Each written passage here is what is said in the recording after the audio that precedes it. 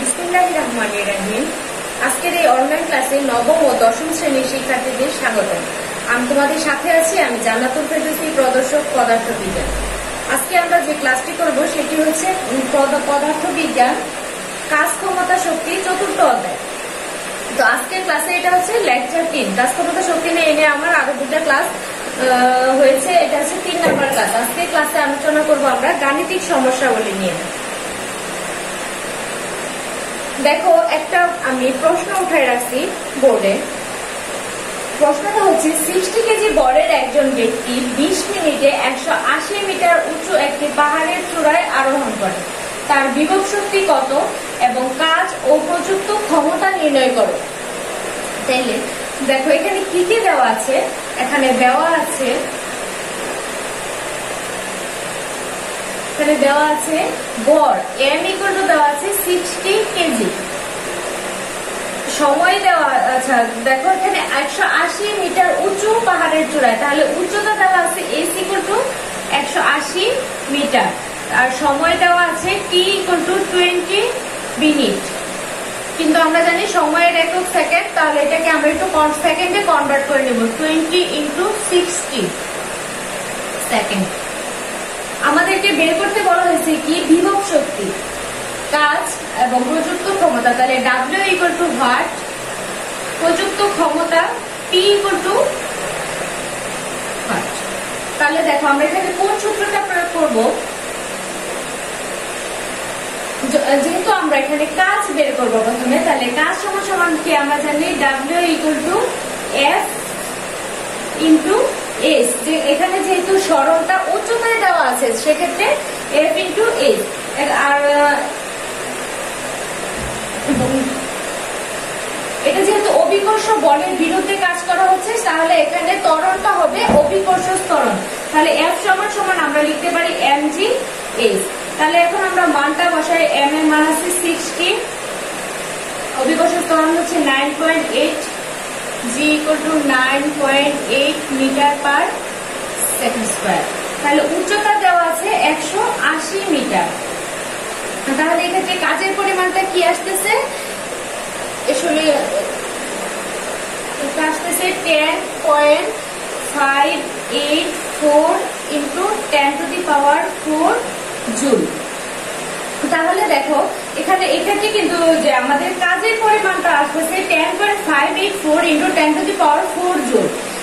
এখানে যে একটা লোকটা যখন, একটা বড় ব্যক্তিটা যখন 20 মিনিটে এত মিটার 180 মিটার উঁচু পাহাড়ের চূড়ায় আরোহণ করছে, তাহলে ওই যে পাহাড়ের চূড়ায় যখন উঠেছে তখন বস্তুর সমস্ত শক্তিটাই কি, যখন সে পাহাড়ের চূড়ায় উঠে আছে তাহলে সেখানে কিন্তু বস্তুর সমস্ত শক্তিটাই হচ্ছে বিভব শক্তি, কারণ সেখানে কোনো ধরনের গতি শক্তি থাকবে না। তাহলে এই যে কাজটা হয়েছে এটাই কিন্তু হচ্ছে বিভব শক্তি। তাহলে এই কাজটাকে আমরা লিখতে পারি বিভব শক্তি, মানে 180 মিটার উচ্চতায় বিভব শক্তি, মিটার উচ্চতায় হচ্ছে বিভব শক্তি সমান সমান এত, উচ্চতায় বিভব শক্তি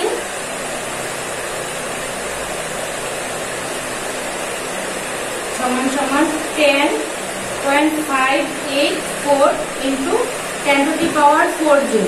কারণ কি, ওই যে বিভব, ওই পাহাড়ের উচ্চতায় যখন লোকটি উঠবে সেক্ষেত্রে কিন্তু কোনো গতি শক্তি থাকবে না, সেই কারণে এই কাজটাই হচ্ছে বিভব শক্তির পরিমাণ। তাহলে আমরা বিভব শক্তিটা পেলাম না এবং কাজটাও পেয়েছি। তাহলে এখন আরেকটা জিনিস বলছে প্রযুক্ত ক্ষমতা নির্ণয় করো। তাহলে ক্ষমতার সূত্রটাকে আমরা জানি P equal to W by T, মানে কাজ বাই সময়। তাহলে এই যে আমরা কাজের মানটা পাইছি, কাজের মানটা কত পাইছি 10.584 ইন্টু 10 টু দি পাওয়ার 4, আর সময় আমরা এখানে দেওয়া ছিল 20 মিনিট, তাহলে সেক্ষেত্রে আমরা লিখলাম 20 ইন্টু 60।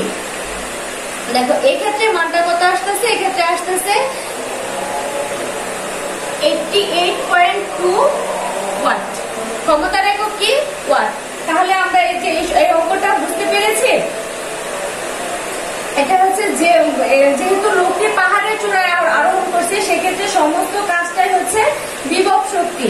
তাহলে এই যে কাজের মান যা, বিভব শক্তির মানও তা, এবং এটা হচ্ছে ক্ষমতা। ঠিক আছে, ক্ষমতার মানটা আমরা বের করে দেখিয়েছি। তারপরে আসো পরের অঙ্কটা দেখি।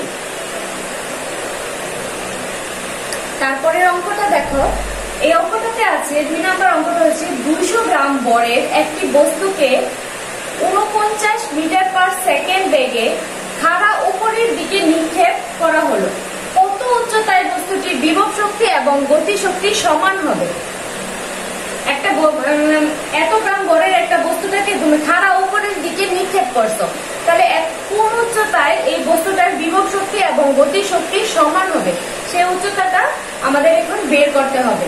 তাহলে এখানে দেওয়া আছে কি কি দেওয়া আছে, ইউ ইকুয়াল টু, এখানে দেওয়া আছে ইউ ইকুয়াল টু দেওয়া আছে কি, ইউ মানে কি আদি বেগ। বস্তুটাকে তোমরা যেখানে তুমি নিক্ষেপ করছো, যে জায়গা থেকে নিক্ষেপ করছো সেখানে তোমার একটা ব্যাগ ছিল, সেই ব্যাগটার মান দেওয়া আছে 49 মিটার পার সেকেন্ড। তাহলে এটা কি আদি বেগ না, এটা হচ্ছে আদি বেগ। তাহলে আদি বেগ ইউ ইকুয়াল টু হচ্ছে 49 মিটার পার সেকেন্ড। আবার দেওয়া আছে বস্তুর বল, তুমি এই ব্যাগে যে বস্তুটাকে নিক্ষেপ করছো ওই বস্তুটার ব্যাগের বস্তুটার মান দেওয়া আছে, ওই বস্তুটার মান হচ্ছে 200 গ্রাম। এখন যেহেতু এটা গ্রাম এককে দেওয়া আছে সেজন্য আমরা কেজিতে পরিণত করে নিছি। তাহলে কি আসছে 0.2 কেজি। দেখো এখন অঙ্কটা কি হবে, এখানে আছে মোট যান্ত্রিক শক্তি ই সমান সমান কি হবে, নিক্ষেপণ বিন্দুতে গতি শক্তি। মোট যান্ত্রিক শক্তি আর নিক্ষেপণ বিন্দুতে গতি শক্তিটা কি সমান। তাহলে মোট নিক্ষেপণ বিন্দুতে গতি শক্তি সমান ই সমান সমান কি, নিক্ষেপণ বিন্দুতে গতি শক্তিটা কি, নিক্ষেপণ বিন্দুতে গতি শক্তিটা হচ্ছে আমরা জানি গতি শক্তির একটা সূত্র আমরা জানি, KE equal to half M V square. কিন্তু এখানে বলছে হাফ এম মানে নিক্ষেপণ বিন্দুতে মানে আদি বিন্দুতে, তাহলে কি এখানে ভি এর পরিবর্তে ইউ হয়েছে। তাহলে যান্ত্রিক শক্তি ই সমান সমান এখানে কি লিখছি হাফ এম ইউ স্কয়ার। তাহলে যেখানে হাফ আর এই যে এম এর মান মানে ভরের মানটা দেওয়া আছে, কত ভরের বস্তুটা 0.2, আর হচ্ছে ব্যাগের মানটা হচ্ছে 49 দেওয়া আছে, এটাকে স্কয়ার করলাম। এখন দেখো এটার মানটা এটা আসে, এটাকে ক্যালকুলেট করলে এই মানটা আসে 240.1 জুল। শক্তির একক কি জুল। তারপর দেখো আমরা ধরে নিয়েছি যে এই উচ্চতায় বিভব শক্তি এবং গতি শক্তি সমান হবে।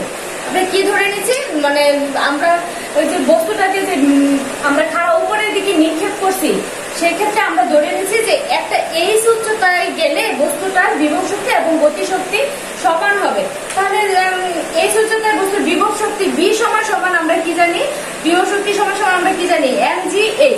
আর গতি শক্তিটা কি, তাহলে গতি শক্তিটা হচ্ছে ওই মোট যান্ত্রিক শক্তি থেকে বিভব শক্তিটা বিয়োগ করলেই কিন্তু আমরা গতি শক্তিটা পেয়ে যাবো। তাহলে এখানে গতি শক্তিটাকে কি ধরেছি, টি ধরেছি। তাহলে টি সমান সমান এই যান্ত্রিক শক্তি থেকে ই থেকে এই বিভব শক্তি ভি বিয়োগ করছি। তাহলে বিভব যান্ত্রিক শক্তির মানটা কি দেওয়া ছিল, ই সমান সমান 240.1 জুল। এটা থেকে আমরা mgh বিয়োগ করছি, মানে বিভব শক্তিটাকে বিয়োগ করেছি। তাহলে শর্ত মতে কি বিভব শক্তি আর গতি শক্তি সমান। এখানে কিন্তু চাইছে কোন জায়গায় কোন উচ্চতায় বস্তুর বিভব শক্তি এবং গতি শক্তি সমান হবে। তাহলে আমরা শর্ত মতে ধরে নিলাম বিভব শক্তি সমান সমান গতি শক্তি। তাহলে বিভব শক্তির মানটা কি mgh আমরা লিখলাম, আর এই যে গতি শক্তি টি সমান সমান এই যে 240.1 বিয়োগ mgh এর মানটা লিখলাম। তারপরে এটাকে ক্যালকুলেট করলাম, মানে এই mgh টা যেহেতু মাইনাসের এই পাশে আসলে প্লাসের হয়ে যাবে, তাহলে এদিকে যোগ করলে হয়ে যাবে 2 mgh, আর এখানে থাকতেছে শুধু 240.1। আর এখান থেকে আমরা উচ্চতা এইচটাকে শুধু রাখছি, মানে উচ্চতার মানটা যেহেতু বের করতে হবে, আর বাকিটাকে ওই পাশে আর গুণন করে নিয়ে গেছি। তাহলে পরে এখানে মান বসাইছি, এই যে দুইটা 2 কিন্তু ছিল, তাই এখানে 2 বসাইছি। আর এই যে ভর বস্তুর ভর যেটা দেওয়া ছিল সেটার মান কত 0.2 বসাইছি, ইন্টু অভিকর্ষ ত্বরণের মান কত, অভিকর্ষ ত্বরণের মান আমরা জানি 9.8 মিটার পার সেকেন্ড। তাহলে G equal to 9.8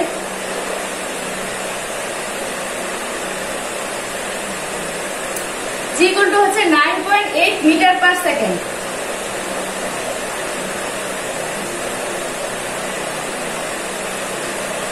G equal to হচ্ছে 9.8 মিটার পার সেকেন্ড। এই মানটা বসাইছি, তারপর এটা ক্যালকুলেট করলে মান আসে 61.2 মিটার।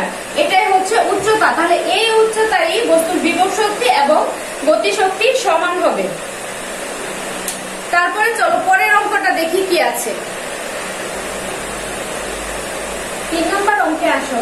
দেখা যাচ্ছে অঙ্কের প্রশ্নটা হচ্ছে পদ্মা সেতু নির্মাণ কাজে 2238 কিলোওয়াট ক্ষমতার একটি ক্রেনের সাহায্যে এত কেজি বরের একটি স্প্যান 20 মিটার উচ্চতায় উঠাতে সময় লাগে 20 মিনিট।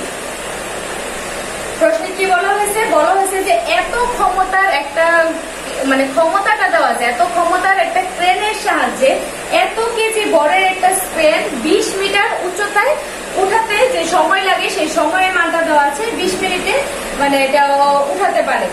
তাহলে সৃজনশীল প্রশ্ন যেহেতু, তাহলে ক নাম্বার মানে যেহেতু তোমাদের দুইটা প্রশ্ন থাকে একটা অঙ্ক থেকে, তাহলে ক নাম্বারে ধরা দেওয়া আছে যে উল্লেখিত উচ্চতায় উঠাতে ক্রেনটির দ্বারা কৃত কাজ কত। মানে চাইছে যে এখানে যে এইটুকু করতে মানে এত ক্ষমতার ক্রেনটি দ্বারা যে এত বড় একটা স্প্যান এই উচ্চতায় উঠাবা, তাহলে সেক্ষেত্রে তোমার কৃত কাজটা কত, কৃত কাজে মানে যে পরিমাণ কাজটা করছো সেই কাজের মানটা চাইছে। 2 নম্বর খ নম্বর প্রশ্ন বলছে যে ক্রেনটির ক্ষমতা 40% এর বেশি ছিল কিনা তা গাণিতিকভাবে প্রমাণ করো। ক্রেনের ক্ষমতাটা কি 40% বেশি ছিল কিনা মানে কর্মদক্ষতা কত সেই মানটা চাই, এটার বেশি ছিল কিনা 40% এর বেশি ছিল কিনা কর্মদক্ষতা সেই মানটা চাইছে। চলো আমরা দেখি অঙ্কটা করে আসলে কি। তাহলে দেখো ক নাম্বার অঙ্কটা প্রথমে করি। উল্লেখিত উচ্চতায় উঠাতে মানে এই যে এই ক্ষমতার একটা ক্রেনের সাহায্যে এত বড় একটা স্প্যানকে তোমরা যদি 20 মিটার উচ্চতায় উঠাও তাহলে কি পরিমাণ কাজ করতে হবে সেই কাজের মানটা আমাদের বের করতে হবে। তাহলে আমরা কি জানি কাজ সমান সমান mgh, বা আমরা এখানে কিন্তু ওইটুকু আর লিখলাম না, fs সরাসরি লিখে ফেলেছি। তাহলে দেখো বরের মান দেওয়া আছে, বর দেওয়া আছে কত কেজি বরের, এত কেজি, এত কেজিতে লিখলাম m সমান সমান এত, উচ্চতা h সমান সমান কত দেওয়া আছে 20 মিটার। অভিকর্ষজ ত্বরণের মান আমরা জানি 9.8 মিটার পার সেকেন্ড স্কয়ার। যেহেতু তোমরা নিচ থেকে একটা মানে এই প্রকরণে কি এই বলের জিনিসটাকে তোমরা এত উচ্চতায় উঠাবা, তার মানে এটা নিচ থেকে উঠাবা মানে অভিকর্ষ বলের বিরুদ্ধে কাজ করবে, সেক্ষেত্রে কিন্তু তোর যে ত্বরণটা হবে সেটা অবশ্যই অভিকর্ষজ ত্বরণ হবে, সেই জন্য আমরা অভিকর্ষজ ত্বরণের মান লিখেছি। তারপরে আমরা লিখলাম ধরো কৃত কাজ বা কাজ W সমান সমান হয়, আর সময় দেওয়া আছে, সময় কি দেওয়া আছে 20 মিনিট, যেহেতু সময়ের একক সেকেন্ড তাহলে 20 × 60 সেকেন্ডে নিয়ে নিলাম। তারপর বলা হয়েছে ট্রেনের ক্ষমতা মানে প্রদত্ত ক্ষমতা আছে, ক্রেনের যে মোট ক্ষমতাটা প্রদত্ত ক্ষমতাটা মানে পি ইনপুট, এটা দেওয়া আছে কি 2238 কিলোওয়াটে দেওয়া আছে। 1 কিলোওয়াট সমান সমান আমরা জানি কত ওয়াট, 1000 ওয়াট, সেই জন্য আমরা এই কিলোওয়াটটাকে আমরা ওয়াটে নিয়ে নিছি। তারপরে এটা কি বের করতে হবে, ক্রেনটির ক্ষমতা এত পার্সেন্টের বেশি ছিল কিনা তা গাণিতিক ভাবে প্রমাণ করতে হচ্ছে। যেহেতু এটার ক্ষমতাটা এত পার্সেন্টেজ বলছে তাহলে এটা নিশ্চয়ই কর্মদক্ষতা বের করতে হবে, সেই জন্য আমরা লিখলাম ইটা ইকুয়াল টু হোয়াট। তাহলে ক নম্বরের অঙ্কটাতে আমরা দেখি উল্লেখিত উচ্চতায় ক্রেনের দ্বারা কৃত কাজটা কি। W সমান সমান mgh, যেহেতু বরের মান দেওয়া আছে, অভিকর্ষজ ত্বরণ এবং উচ্চতা দেওয়া আছে, তাহলে সরাসরি ক্যালকুলেট করলে আমরা এই মানটা পেয়ে যাচ্ছি। এই মানটা হচ্ছে 5.488 × 10⁸ জুল হচ্ছে কৃত কাজ, কাজের মানটা আমরা পেয়ে গেছি। তারপর আমাদের কি করতে হবে, যেহেতু এটা ক্রেনের ক্ষমতাটা দেওয়া মানে ক্রেনের যে প্রদত্ত ক্ষমতাটা তোমার দেওয়া আছে এই মানটা দেওয়া আছে, তাহলে এই পরিমাণ শক্তি প্রদান করলে তুমি কি পরিমাণ আউটপুট পাবা, তাহলে অবশ্যই ওই ক্ষমতাটা বের করতে হবে, মানে লব্ধ কার্যকর শক্তিটা এতটুকু শক্তি দেওয়ার ফলে তুমি যে পরিমাণ কাজ মানে শক্তি পাইছো অবশ্যই তোমাকে সেই শক্তিটা বের করতে হবে, তাহলে ওটা অবশ্যই পি আউটপুট। তাহলে এই ক্ষমতাটা মানে এই ক্ষমতাটা হচ্ছে আউটপুট, লব্ধ কার্যকর শক্তি। তাহলে পি আউটপুট সমান সমান কি, ক্ষমতা সমান সমান কি কাজ বাই সময়। তাহলে এই যে দেখো কাজের মান তো আমরা পাইছি আর সময়ের মান দেওয়া আছে, তাহলে এই যে কাজের মানটা দিয়ে সময়ের মানটাকে ভাগ করলে আমরা ক্ষমতাটা পেয়ে ফেলেছি, মানে আমরা এই ক্ষমতাটা পাই, এই পরিমাণ কাজ এই পরিমাণ শক্তি প্রদান করলে আমরা এই পরিমাণ শক্তি পাই। এটা হচ্ছে ইনপুট, পি ইনপুট, আর এটা হচ্ছে পি আউটপুট। তাহলে দেখো আমরা এখন কর্মদক্ষতাটা বের করব। কর্মদক্ষতার সূত্রটা কি আছে, eta equal to P output by P input, মানে পি আউটপুট মানে লব্ধ কার্যকর শক্তি বাই প্রদত্ত কার্যকর শক্তি, লব্ধ ক্ষমতা বাই হচ্ছে প্রদত্ত ক্ষমতা ইন্টু 100%। তাহলে লব্ধ যে ক্ষমতাটা আমরা পাইছি, মানে আমরা যে ক্ষমতাটা ওই মেশিনকে এই শক্তি দেওয়ার ফলে যে ক্ষমতাটা আমরা পাইছি সেটা অবশ্যই এটা। এই মানটাকে আমরা ওই ইনপুট যে মেশিনে যে শক্তিটা দিছি সেই মানটা দিয়ে ভাগ করছি, আর এটা শতকরা হিসাবে আমরা বের করছি। তাহলে আমরা কি পাইছি পাইলাম, দেখা যায় যে 20 ইন্টু 435%। তাহলে আমাদের প্রশ্নে কি বলছে, আমাদের প্রশ্নে বলছে যে ট্রেনটির ক্ষমতা 40% এর বেশি ছিল কিনা। তাহলে আমরা যে মানটা পাইছি কত পাইছি, 20.435। তাহলে এই মানটা কি 40 এর বেশি, অবশ্যই 40 এর কম, তার মানে এটা 40% এর বেশি ছিল না। তাহলে গাণিতিক ভাবে আমরা বলতে পারি না যে আমরা যে মানটা পাইছি সেটা অবশ্যই প্রদত্ত ক্ষমতার চেয়ে বেশি ছিল না, তাই না? তো আজকের ক্লাস এই পর্যন্তই, সবাইকে ধন্যবাদ।